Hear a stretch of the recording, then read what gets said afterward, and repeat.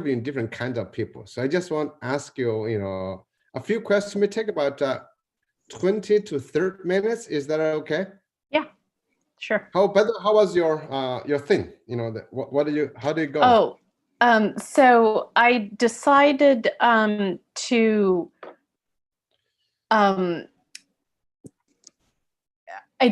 to postpone it a little for several reasons, partly political. July 4th, I decided, had become very politicized with lots of mixed feelings about it because of everything that's been happening. So I decided this year, July 4th was probably not really the best July 4th to be associated with. So yeah, I was a little bit worried about it when it's, it is interesting. I mean, think about the other idea too. I don't know if they folk pursued that idea, but 4th of July, the liberating U.S. things. Did that happen? You were talking about 4th of July, there's another group of people trying to come together, come up with big ideas. Did that happen? Oh, that. So I just got an email from Steve Hargadon about that. He and Howard decided that July 4th felt too rushed to try and aim for that. So although it would have been cool to associate it with that, they decided to hold off a bit. So I literally just this afternoon got the follow-up email after their follow-up conversation. So they're now talking about doing a 2-week conference in late July, an online conference, obviously, late July, early August, that it would be part of that. Steve runs, I don't know if you know him, but I think I know the name. I might have interacted with him. Well, yeah, he used to run online conferences. Was that? Yeah. Okay. Yes. Okay. Yes. Yeah. The Learning Revolution. Yes. And so the idea is to have it be part of this, like a bigger kind of conference event. So that's the conversation I just kind of got looped into again. So we'll see. Well, you are an educator. You're everywhere now. So that's why I'm going to interview you. I'm going to start recording. Okay, that's fine. And then I will start by asking you to tell us about who you are, what you do, and what you're thinking. And because you are a very special force for the book, And so I'm going to start recording. All right, so Luba, welcome to the interview. Just tell us about your name and what you do. Okay, my name is Luba Vangelova, and I am in the midst of launching an all-ages co-learning, co-working community hub. All right, so let's start by asking a question I would typically ask most people to say, what do you think of the current education that's happening right now in schools? Specifically this year, or more broadly than this year? More broadly, as a system, how you've been doing research, you've been writing, you've been talking, you've done a lot of work about this system. Yeah. So I think the main element that I would use to describe it is an attempt to put humans who are all individuals into very kind of pre-programmed, standardized slots, and to basically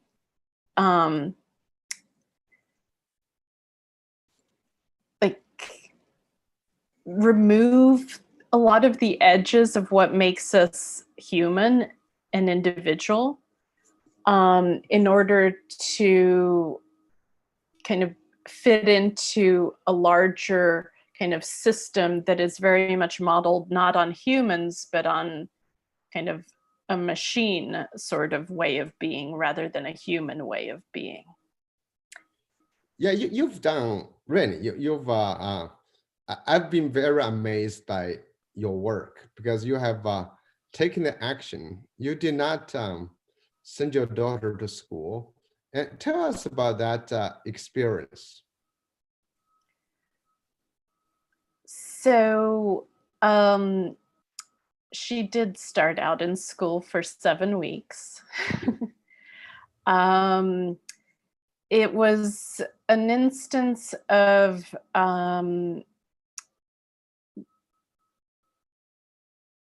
basically once I was finally allowed to be present in the classroom in order to try and troubleshoot a few things,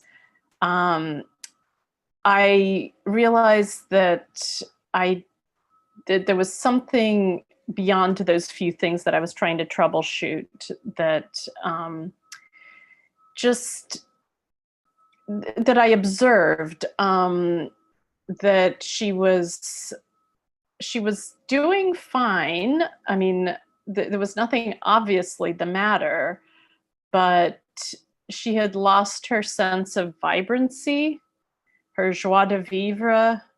Like she was just towing the line. And the intention originally had been to enroll her in a different institutional setting. I thought it was just a matter of finding a different institutional setting the following year.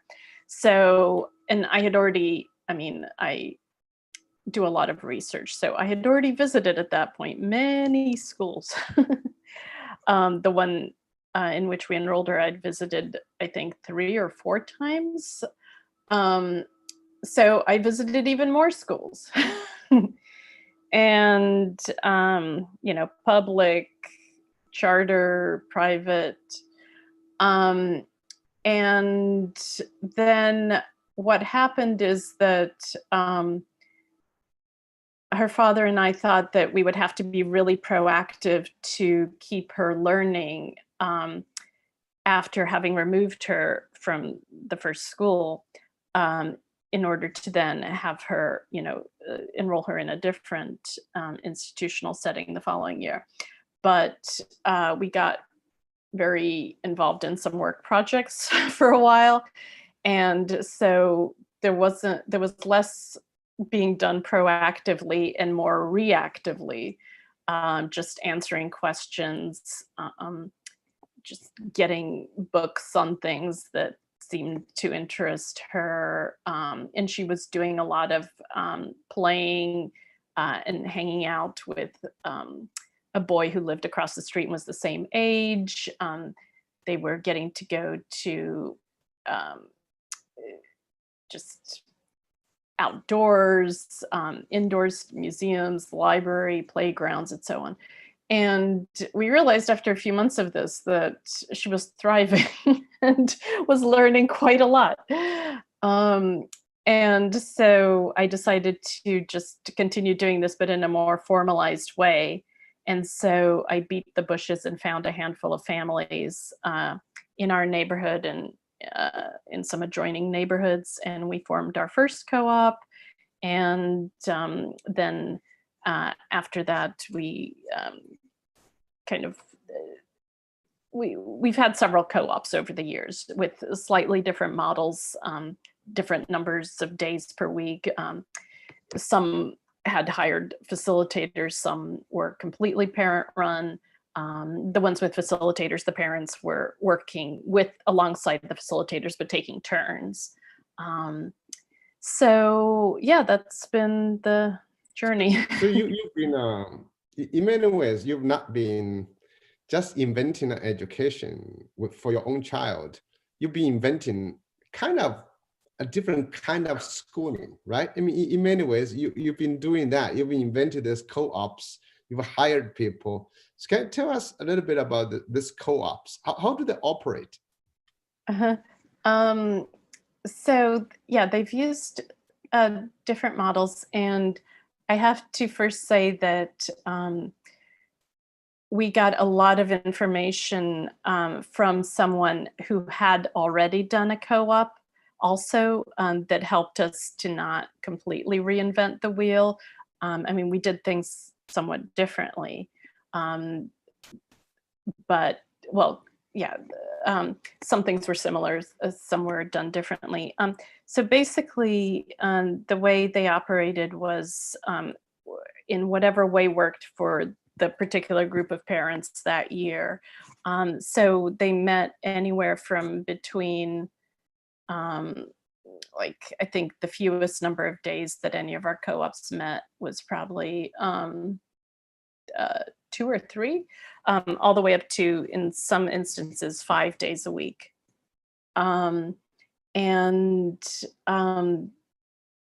so either parents took turns leading activities on topics that they felt interested and engaged in. So we never wanted to like give parents a curriculum to follow. We wanted them to come up with things that interested them, that they would like to share with the kids. And in the first co-op, there were only 2 rules. One was we don't hurt each other, and pretty much everything is optional, with a few exceptions. Like if we were on a field trip and had made a commitment to, stay for an organized presentation, then everyone was expected to stay. And same with, when a guest came from outside to present something, we would expect everyone to stay. And everyone was at least expected to try every activity for at least, maybe 5-10 minutes. But then if it didn't work out for them for whatever reason, they just really were not into it.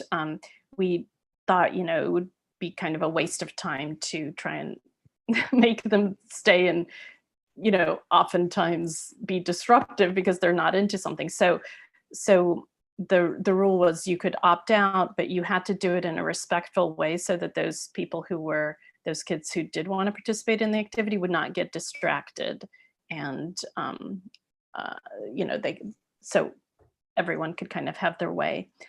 And then in some of the other instances where there were hired facilitators, so we experimented a bit with different schedules, different frameworks.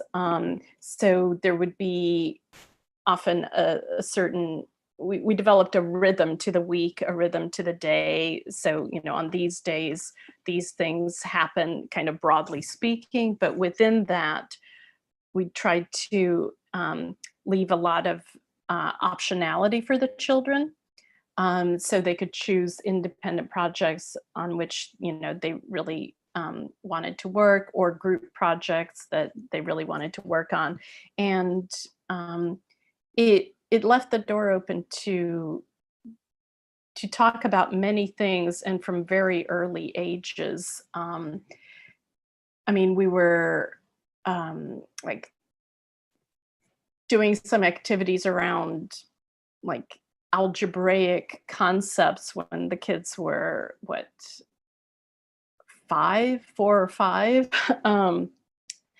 And talking about the web of life, but also like things like fractals, and just really getting into very meaty questions. Like I remember one activity about the web of life. And so we were looking at how often the schematic that you see is for human beings to be at the apex of a pyramid.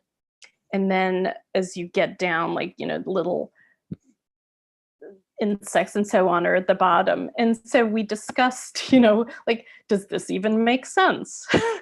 What if a tick gives a human Lyme disease or what have you, some other disease, and kills them? Should the tick actually be at the top? How does this, how does the pyramid make sense?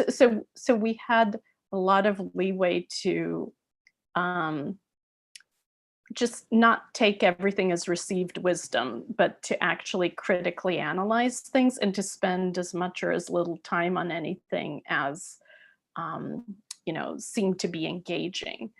And there were a lot of instances where the kids came up with such remarkable observations and insights. So a lot of the times, I mean, I would say the parents felt like we were learning maybe not as much as the children, but we all felt like we were learning things too. It was interesting for us. Like the parents would, if they had time, they would gather around, for some of the things to listen in, and like, and it could tap into the expertise of different parents. I mean, one parent, for instance, is an art historian, so she would take the kids around to look at things in museums and explain things, and it was really interesting for the parents, and then do some activity, an art activity around that, whatever theme she was exploring. Another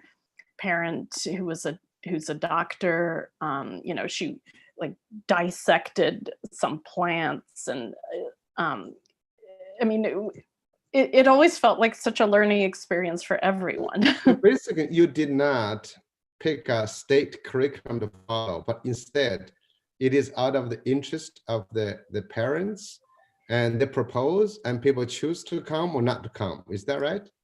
That's right. And children sometimes could propose things also. Well, yeah, I mean, children were welcome to propose things as well. And then, parents could see, who's got an interest in, doing something along these lines, or what have you. So yeah, it was, I guess you would call it a co-creation. So it's a co-creation. How big did it get? Did you get a lot of parents, or?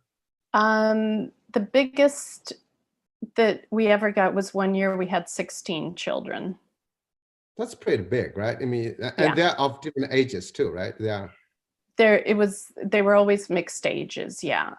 Usually I mean, we tried to keep the age span not too big. So in one of the co-ops we had also, so actually the 16 children was actually in the older kids cohort. There was also separately downstairs, because we rented space in a church.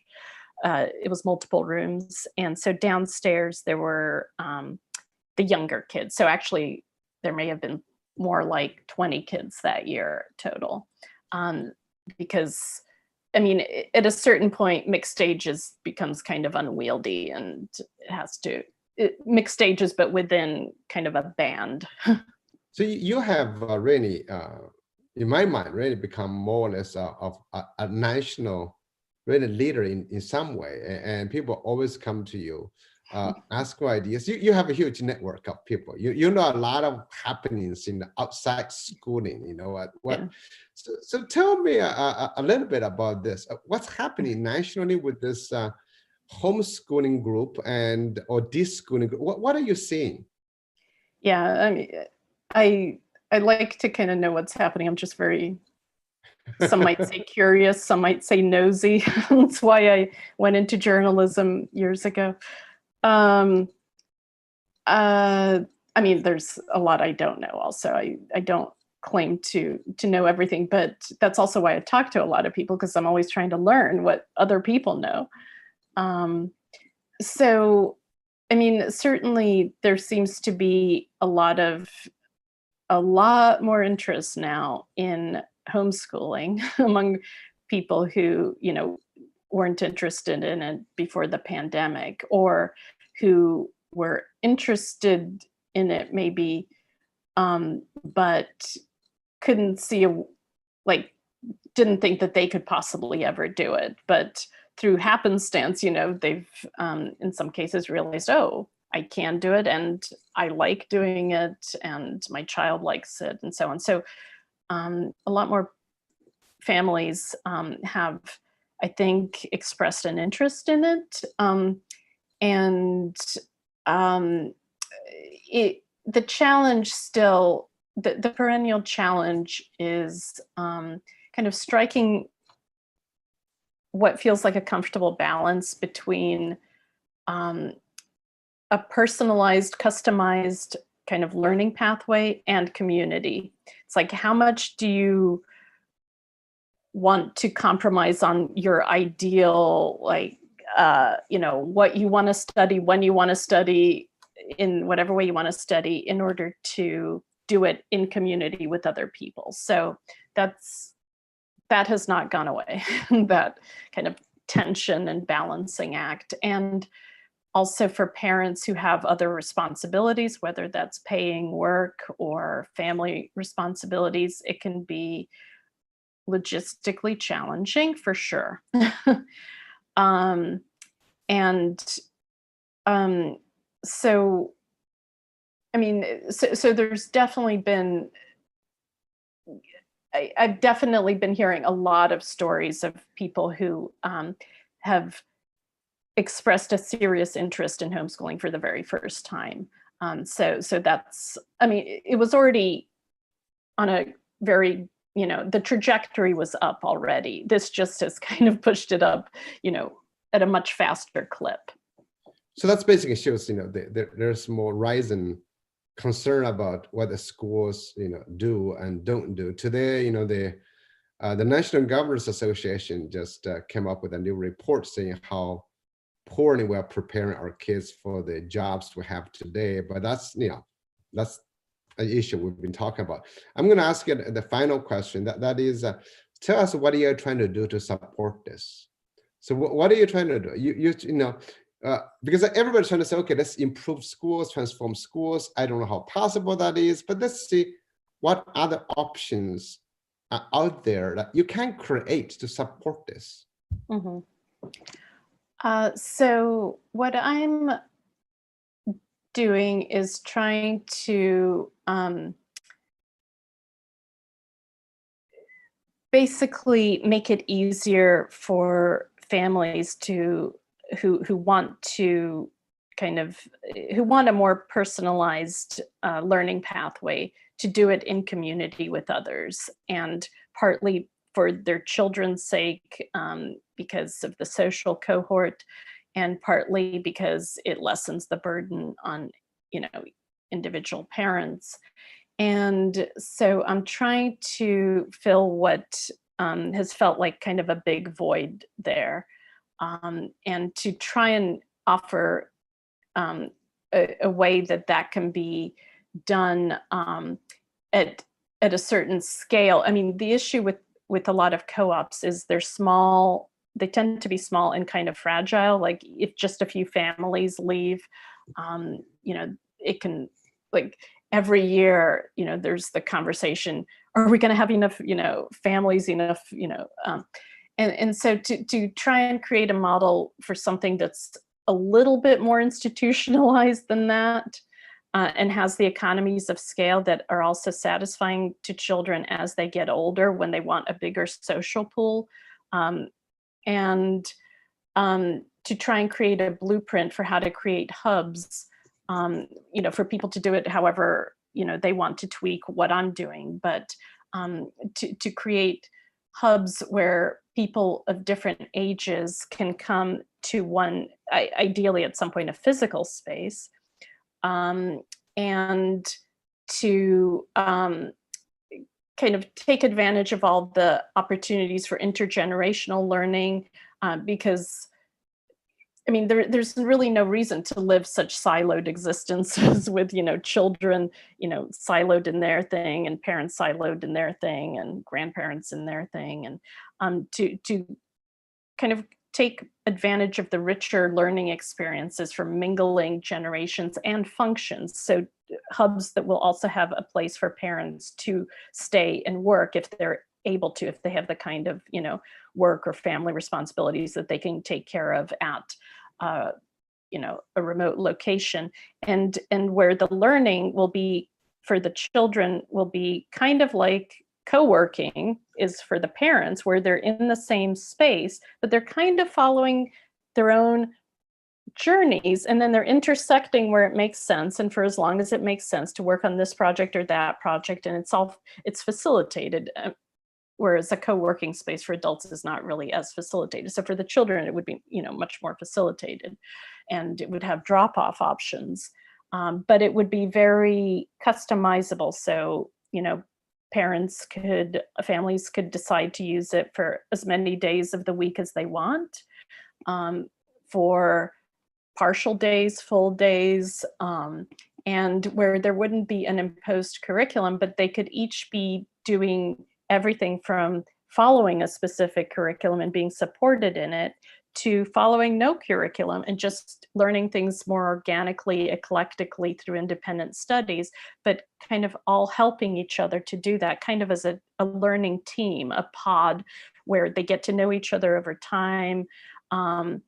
And but also like with a la carte activities, so that people who don't want, something that intensive can just come do something for an afternoon, use like the science lab or the art studio for a workshop or for just hanging out in free form doing art. So there would be a lot of possibilities for each family, each individual to use it as they wish.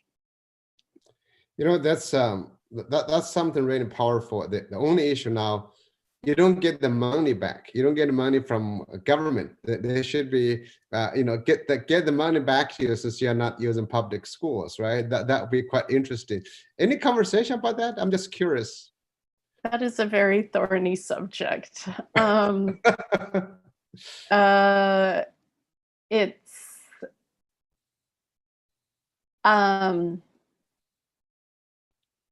It's I think that alone would take a whole conversation unto its own, because I mean there it's there are a But the lot of reason I ask you a question, Luba, is basically, I'm just curious to say, is there any conversation among homeschoolers about that topic? Oh, among homeschoolers? Yeah. Occasionally it comes up, but frankly, most homeschoolers, well,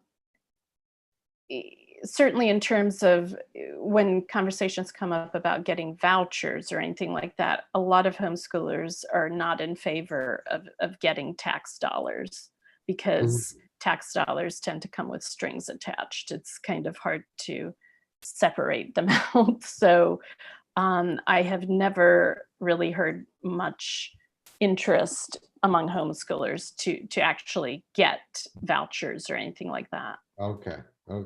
Well, anything else you want to add? I think that's it. I mean, I think the future of education just in general, and not just, what we call K to 12, but what we call higher education. I mean, these terms are all a bit nebulous, really, if you think about it. Yes. Yeah. But I mean, it's all heading in the direction of becoming more personalized and more modular. And there's really, I mean, I think a lot of people have been conditioned in terms of education to accept very little optionality, because it's often been just package A here, package B here, package C here, with just a little bit of optionality around the edges, like which language do you want to study, Spanish or French or German? But very little beyond that kind of layer. And I think this pandemic has kind of really made people realize that a lot of these things are just received wisdom, that like there's no natural law kind of that says, oh, you have to spend 5 days in this location doing this one thing. I mean, already we're seeing like a 4-day school week has now become something that a lot of school districts are talking about, having 1 day off for teachers to just meet. So all of a sudden, even like the idea of the 5-day school week is, what seemed so natural to everyone, all of a sudden, even that's into question. So a lot of things, I think a lot is now kind of being seen as possible that previously was not. So, well, thank you. I think you're right. Well, the book, I hope it'll come out, and I'll send you a link once I cleaned up our video, and you can watch it if you're interested in watching yourself. I never watch myself, but anyway. So I'm just working on the book. I think just to say, can we envision a different kind of education system? So once that's done, I'm sure get a copy and think about this. Thank you so much. Okay, thank you. Thank you. Good luck with everything. Thank you. All right, bye. Bye bye.